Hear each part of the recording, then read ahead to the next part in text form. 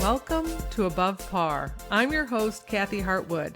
I show you how to take more of your talent to the golf course without practicing harder, taking more lessons, or buying new equipment. I show you how to end the frustration of underperforming so you can start playing to your potential. This is where you are going to learn how to think above par so you can play below par. Let's get to it. Hello, my friend, and welcome back to Above Par. This is Kathy, and this is Masters Week. Pretty much my favorite week of the year. I have like 3 big days that I make sure that I take care of me, and that's my birthday, Mother's Day. I had 3 babies in 3 years, so I'm taking care of me on Mother's Day, and Masters Sunday. So you pretty much know where I am on Masters Sunday. I do not work. I try not to plan anything. I just love that day. I love Masters Week, and I'm so glad it's back in April because it's kind of weird. We just had it, and now we're having it again. But I have fond memories of going to Augusta. I've been a few times. I've gone and watched my brother. He's played 3 times. I dated a guy in college who qualified as an amateur, and I watched him play. That was fun. I went another time in college. I was thinking, I don't even know how I got tickets. Like, it's crazy the things that I did in college that I don't know how we got tickets. But I went with some girls from the team. I'm sure we had someone from school maybe give them to us. But I have just lots of fond memories of going there. And if you haven't had the chance to go, it is definitely should be on your bucket list if you're a golfer. It is a lot of fun and quite the experience. And I'm sure that it will be an amazing venue with less people there this year, which is kind of, I don't know. I think I would want to go with there's less people. I would like that ticket for sure. So I got to tell you a story. So one time I went and watched my brother and we on the practice round. And when he got finished, he had asked me when we were all done if I would like to caddy for him in the par 3. And I was like, yes, I want to caddy for you in the par 3. Wait, do I want to caddy for? I don't know. Do I? I'm like, yeah, I'm doing it. Because I was a little intimidated by the whole thing, I must say, because I had to go over and get my overalls, and he took off and headed to the par 3. He basically gave me a hurry up. He had some people that he was going to be playing with. And so I was quickly changing wherever they gave me the overalls, and I started to hustle over towards the par 3. Now, walking there it's wide open. Okay, this is my memory at least, so maybe it's exaggerated, but I felt like it was a soccer field wide. It was a huge wide fairway, beautiful grass, just rolling down towards the first tee, lined with people. And I'm in the middle, there's no one else there. So I'm walking in the middle of this with all these people watching me, and I'm jogging. It's a fast walk jog. And I hear this no running. I was like, okay. Because it's pretty quiet. There's nobody's talking. I mean, I can hear this person yell this no running. I was like, okay, I kind of laughed and kept running. I heard it again, no running. And I looked around and everybody had kind of stopped and was staring at me. And out walks this guy in this Masters uniform, whatever he was wearing, a green jacket, I don't know. And he said, there is no running at the Masters. And I was like, whoa. So I said, do you not understand? I need to get to the first tee of the par 3. That's where I'm headed. I did not argue with the man. I just stopped. I was slightly humiliated at that moment. And I walked as fast as I could speed walk on my way there without running. But yes, I got reprimanded running in a little caddy overalls to the par 3 first tee. But it is a very fun event, and I look forward to watching it. I hope you're watching it too. I hope the weather's great and the pairings are awesome, because it makes for an exciting Masters Sunday. It's always exciting, really, no matter what happens. But this week I wanted to talk to you about trying hard and trying too hard, because going into Masters Week, I'm sure there's going to be a lot of those players who are going to be trying too hard because the event is just the biggest event of the year. So I want to differentiate the difference between trying hard and trying too hard. Trying too hard or trying to force a result comes from pressure and stress and neediness and graspiness. It has an energy of urgency, that you're in a hurry. You're in a hurry to get a result. You're a little forceful in it, right? You're trying too hard. You're trying to force the result. And if you remember what I talk about with the formula, STEER, STEAR, the result is at the bottom. The result happens as a result of what's above it in the formula. We can't force it to happen. No matter how much we want it to to happen, we have to pay attention to what is driving our actions to getting to it. If our emotions are negative or coming from a negative place, we are going to have a hard time getting our results. I'm not saying you can't get them. I'm not saying you're not going to achieve them. It's just heavy and forceful, and it doesn't feel good along the way. It's not fun, right? We're not enjoying the process. What happens is we're in a hurry to go from where we are to where we want to be, because where we perceive that where we're going to get will feel so much better than where we are right now.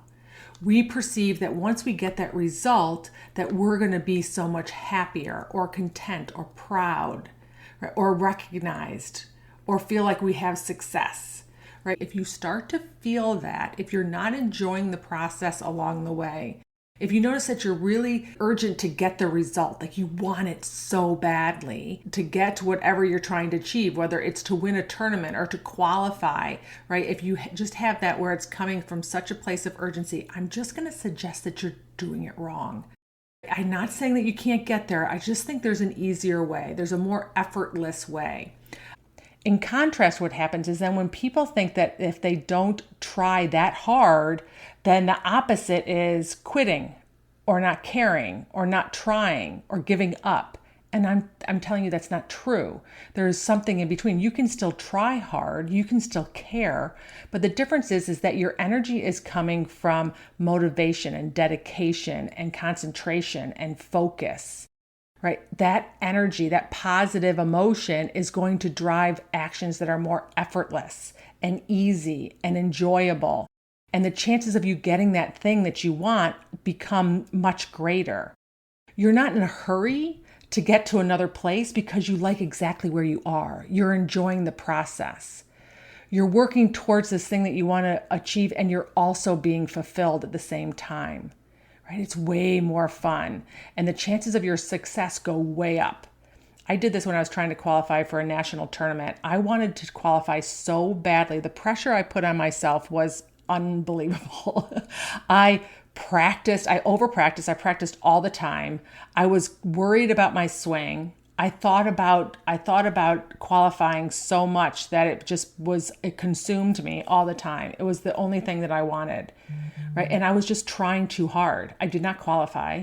When I went out there, I put so much pressure on myself that the minute I made a mistake, I kind of became a little unraveled. I was like, oh no, we can't do this because we need to get there. We need to have that qualifying. I need to have that achievement.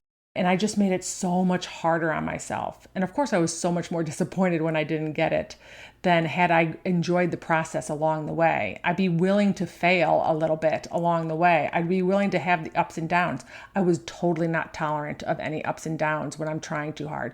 When you're trying too hard, really do become intolerant of failing.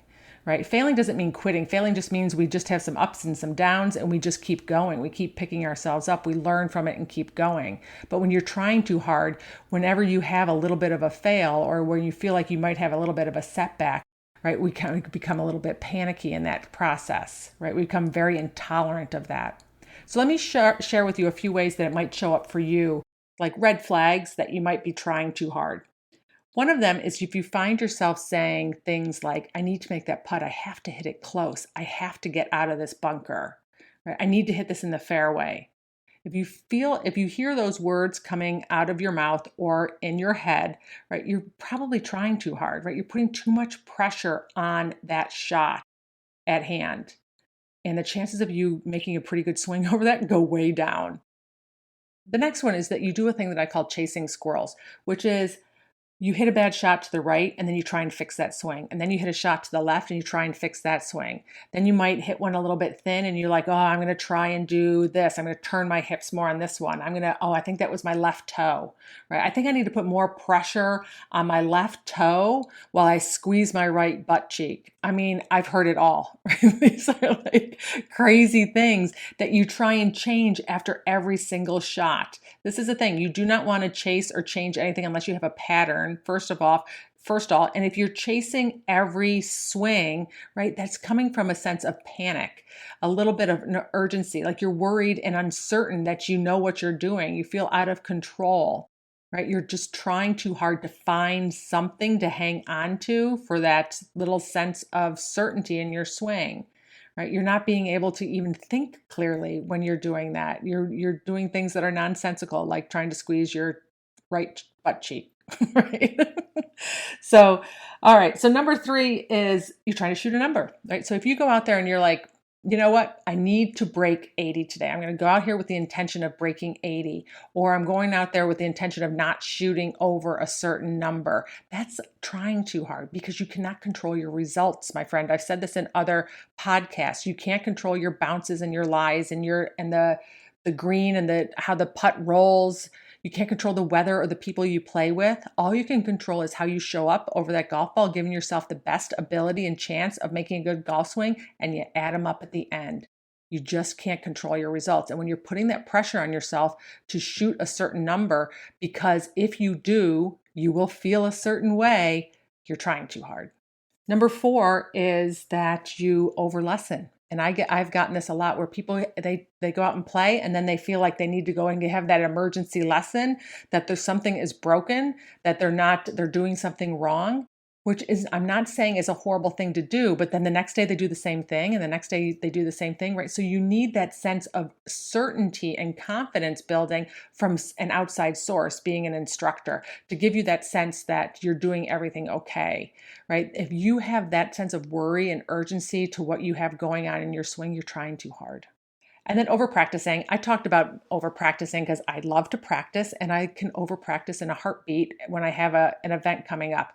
And basically what you're doing when you're over practicing is you're looking for the answer at the bottom of a basket of balls, a basket of range balls, and it's not there.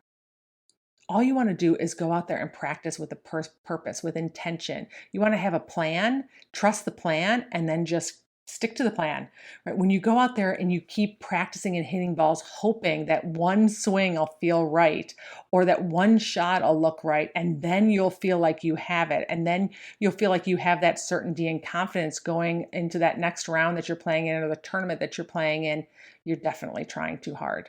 So the question always comes up, okay, Kathy, so how do I try less hard? And the one thing that I would tell you is that you want to be really content with where you are right now. You want to set a goal and be okay where you are and understand that the process is going to take time. You really need to do a gut check if you need to achieve something to feel better about yourself. That's a little bit of a red flag that you're doing it the hard way.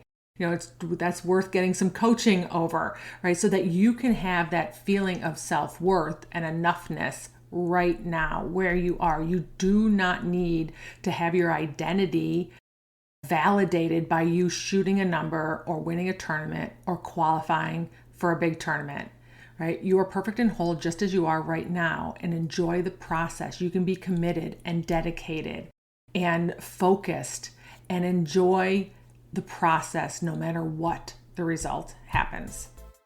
I hope that helped, my friend. I hope you enjoy Masters Week as much as I'm going to enjoy it, and I will talk to you next week. Bye. So if you're not getting emails from me, you want to make sure that you join my list at kathyhartwood.com/join, where I'll send you some tips and some tricks, videos, podcast links, anything to help you improve your golf game. So find me there.